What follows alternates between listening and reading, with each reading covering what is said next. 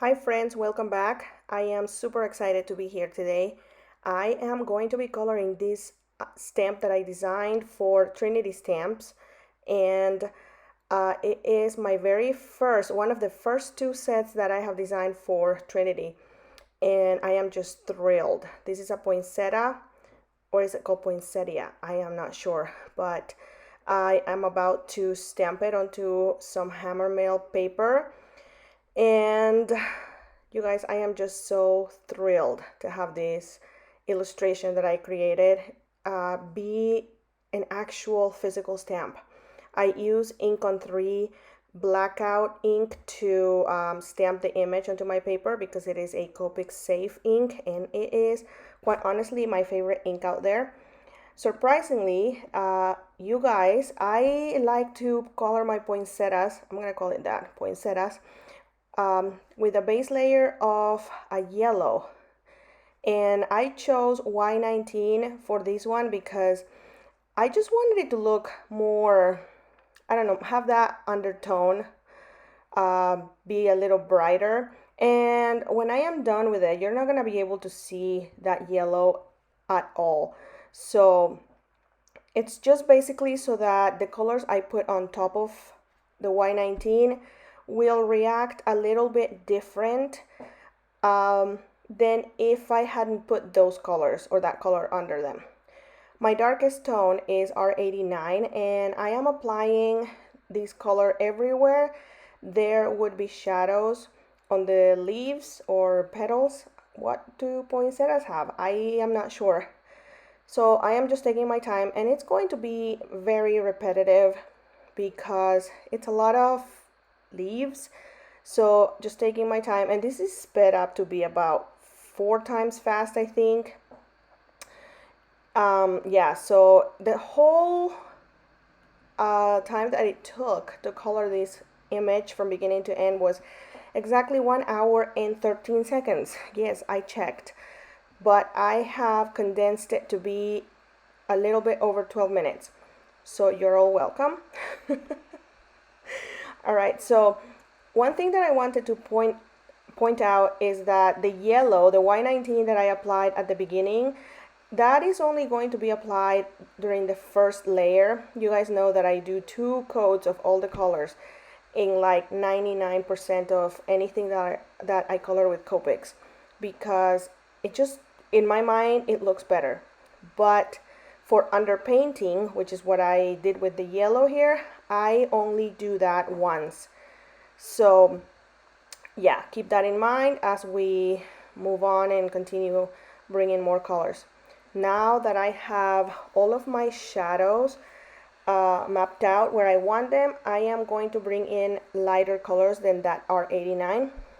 So this color right here is R59, and it is really easy after I have mapped out my shadows, because all I do is go with each color after that on top of the previous color and extend it a little bit more to fill in more and more of the paper. I'm hoping that that makes sense. So with each color that you're gonna see, which is, I think I used 4 colors for the reds here, each of the colors is going to cover more and more of that yellow until I get the lightest tone, and that will completely not get rid of the yellow, but it will cover it completely. So I always go on top of my previous tones, like always, always. Try not to forget to color those tiny little leaves right there next to the center. And again, very repetitive. I am just coloring on top of all of those previous tones, and in some spots, depending on the size of the area that I am working on, the yellow spaces that I leave behind are very tiny, but it doesn't matter. Even if I was to leave no space, I would still go on top of everything with my lightest tone, which is coming up here pretty soon. Yeah, so this is actually a very easy image to color. I am hoping that you guys will give this technique a try. All right. Here in a minute, I can't remember which color it was that I just got confused, and because I had my daughter walk in the room and I didn't remember which leaf I started coloring, and I feel like I colored the same leaves over and over because I just couldn't remember which one I started with. So R05 is my lightest tone, which is going to be my highlight, and this is the end of the first layer. So I am making sure that I apply this color everywhere, like you see how I go in every little spot of each leaf. But during the second layer, this color is going to be applied in the same areas, but I am going to do it even more thoroughly because I want to make sure that everything is blended just to perfection. Here is my second layer, R89. By the way, how are you guys liking that I put the color of, or the name of the Copic that I am using in the form of like the image right there that you see on the upper left corner? It took me a minute to figure out how to do that. I'm not very technology versed.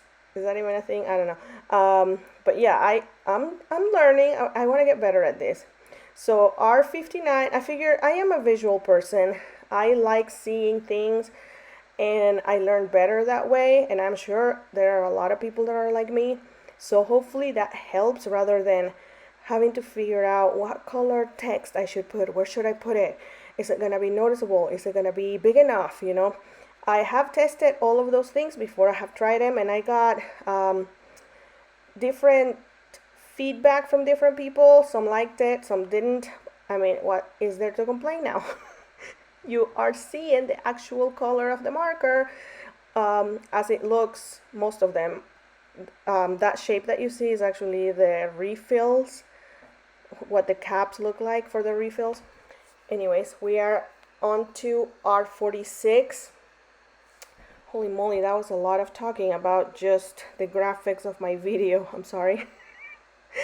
You are getting a little glimpse of what my lives are like when I go live on Facebook, which is basically Monday through Friday every week. I just talk about random things. Oh, I forgot to cut out the part where I show the marker. Anyways, R05 right there, and it's sped up so it doesn't really look like I am going faster, but or like I am going slower, I mean, but I am, and I am paying extra attention to those areas in between those dark lines. You will notice that I go on top of those areas over and over, although it looks like it's not like it's super quick. But doing that makes it so that those lines look a little bit better. They look more soft, smoother.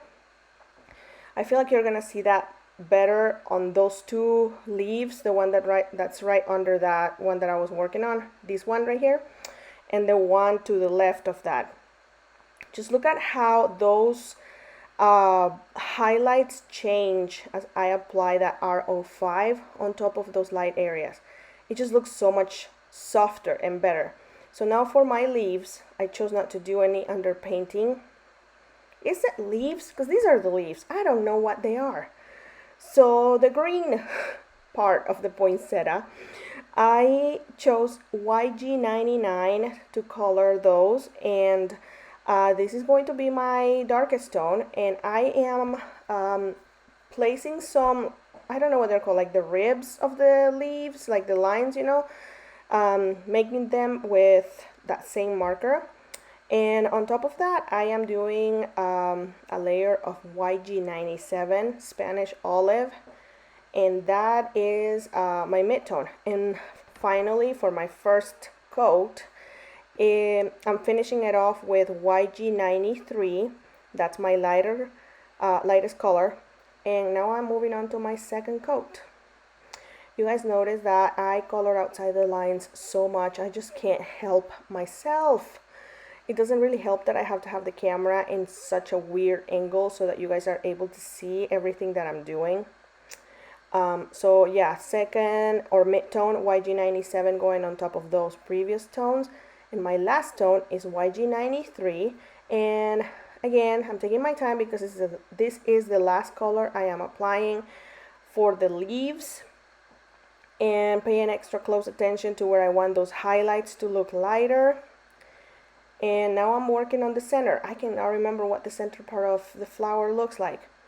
I started with YG05 and then my dark tone was YG07 and finished it off with YG05 again. Since I colored outside the line so much, I ended up having to fussy cut my image using scissors because I can't figure out how to not color outside the lines. And when I am done here cutting all of those white areas, because the video is about to finish, I feel like I need to tell you right away, I will be using N06 or N6 I think it's called for coloring the white areas around the edges. You're about to see that here in just a bit. And that makes it so that it doesn't look like I did such a crappy job at fussy cutting. Anyways, you guys, if you want to check out this stamp and the other stamp set that I designed for Trinity Stamps, please head on over to trinitystamps.com. I am so excited. I can't wait to show you the second stamp set and make a video for it.